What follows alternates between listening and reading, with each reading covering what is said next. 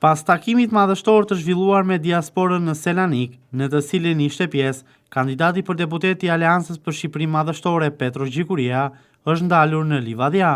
Në fshatin e bukur të Bashkisë së Finiqit e kanë pritur 10 qytetar, simpatizant dhe banor të zonës në sheshin përpara kishës së fshatit, të imbushur nga banor të Livadjas, por edhe zonave përreth.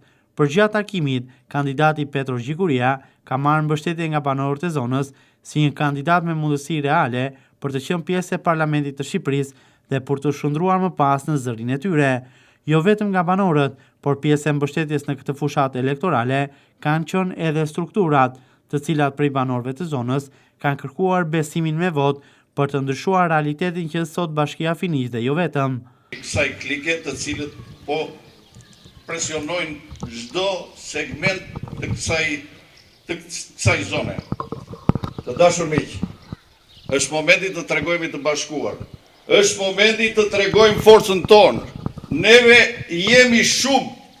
Duhet ta mposhtim frikën dhe duhet të dalim hapur për të luftuar të klik. I uroj shumë sukses kandidatit, i uroj sukses gjithë kandidatëve që po mundohen të luftojnë për këtë kauzë.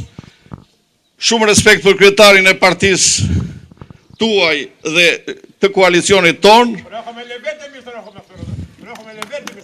Respekt. Gjithashtu edhe për Vasilin, jemi mirënjohës që kemi këtu sot, të gjithë së bashku të bashkuar për një ditë më të mirë. Me fitore. Takimi është zhvilluar në kuadër të fushatës elektorale, ku pjesë e tij ishte edhe kreu i Partisë Bashkimi për të Drejtat e Njerëzit, Vangel Dule.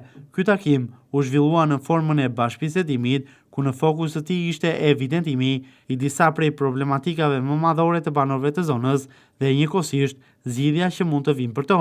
Gjithashtu, pjesë e diskutimeve edhe programi PD-ASHM, i cili për zonën e Bashkisë Finiq dhe jo vetëm sjell më tepër zhvillim, investime dhe lehtësira për banorët.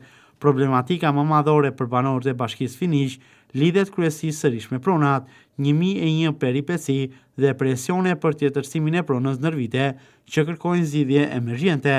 Sipas banorëve, duhet zgjidhje për të garantuar gjithashtu paga dhe pensione më të larta, rritje të minimumit jetik, hapje të vendeve të reja të punës, si dhe ekonomi më të mirë familjare.